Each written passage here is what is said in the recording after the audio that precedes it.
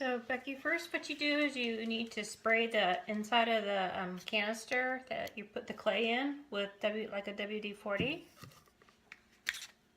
You can use a and then I'm going to use it again, and I'm going to lubricate the inside of the canister.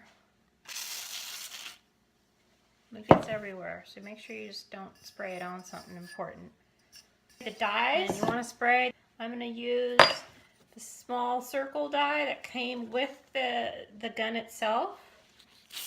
I spray that. I just spray the outside of it, and then I just kind of rub a little bit of the WD-40 on the plunger part, and then I stick the die cut in there, okay?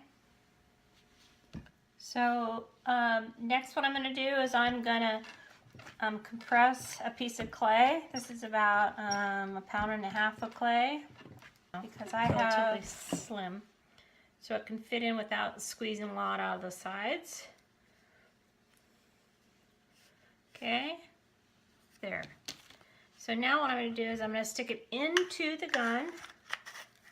I'm going to make sure I have the right die cut. Okay, and I stick that at the end.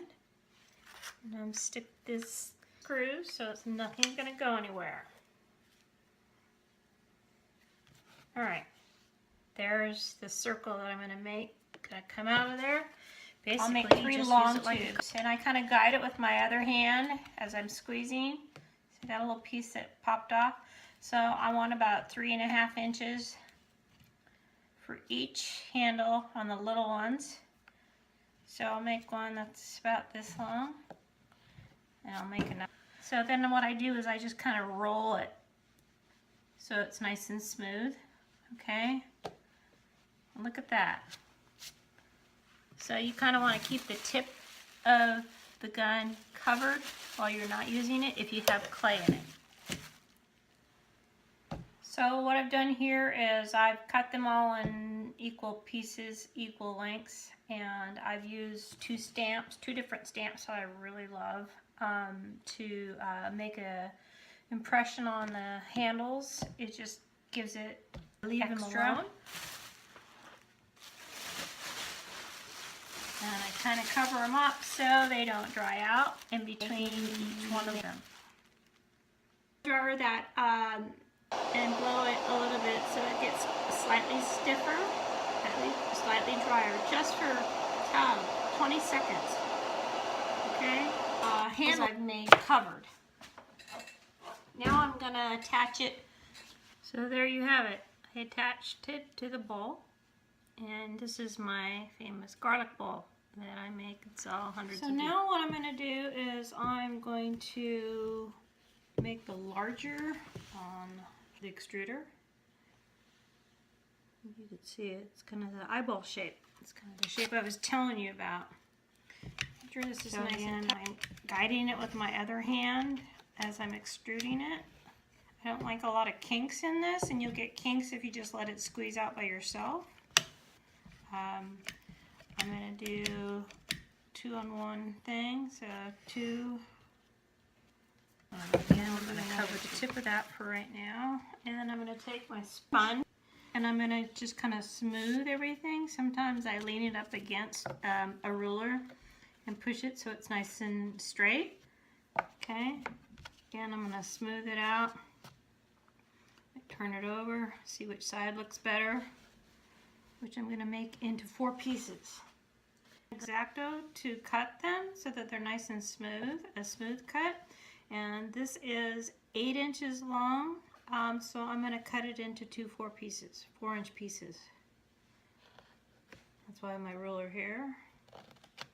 Cut the ruffled ends off, everything's smooth. So Becky, I've extruded 2 handles for some mugs, and so I'll dip my hand and pull it, and I'll just do it very lightly, okay, between my finger and my thumb, okay, and I'm going to just make it.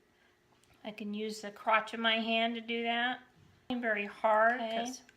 And I'm also crunching in like this so I keep it straight. I'm also making a nice little indentation.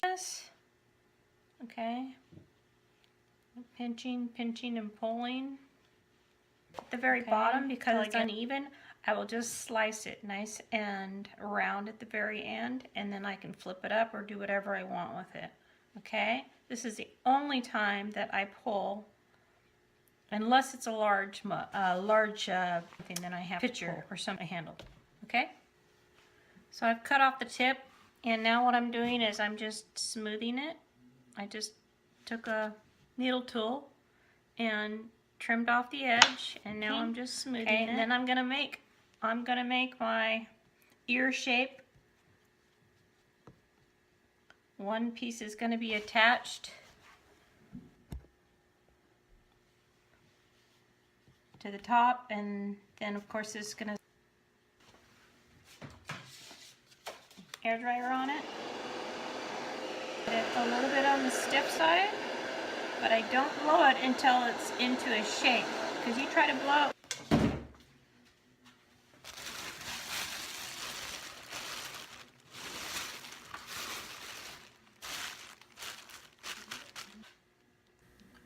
So here's the mug that I'm going to attach it to.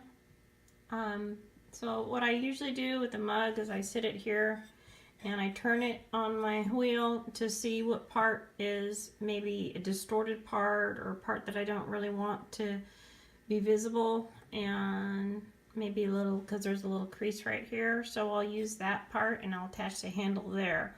And first what I'll do is I'll pick it up, set the handle on it, and make sure that it sits flush on here, and then this part's not so important, but it needs to be flush on here, so I will cut the tip of that handle that I just showed you I made until it fits on there nice and smooth and flat. Okay, so this is the important part. So I take the mug and hold it in my hand, and I take the handle and I set it on there, and I kind of hold it on an angle, on horizontal, so that the handle doesn't fall off. Got to be kind of careful at this point. So I've set it there, and what I'm going to do now is I'm going to take my needle tool and I'm going to score where it touches. Okay? And just go underneath, marks, like little boxes on the outside of the, set the handle down, boxes on the outside of the mug. So now I'm going to take my little score, which it usually is a long tool, but mine broke off a long time ago, so I just use this part of it, which is the only part you need anyway. Okay, lots of water, lots of scoring. Okay. It's kind of wet for me, meaning it's kind of flopsy still, more than I like it to be, but that's all right. So now I'm going to take it and attach it up top. Okay, and I'm going to hold the inside, and I'm going to kind of push the handle against the outside of the mug, and got my finger supporting behind it in case you have some push a give on the hole in it. And then I attach the bottom, same thing. It's pretty firm, so I'm not too worried about it making an indent on my cup. Okay, this tip, now this is a little longer than I would like it, just proportion wise. Once I get this attached on there, then I can kind of shape the way I like it. It's really important that you pay attention to all these little details. Hold it in your hand so that you can get your hand around it. If it doesn't feel right, it won't feel right to your customers. That little tip off, I'm going to X-Acto just to give it a little bit more proportion.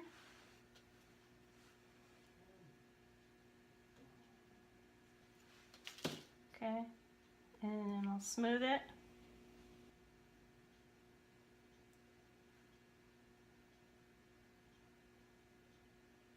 Okay, all around. Smooth it out.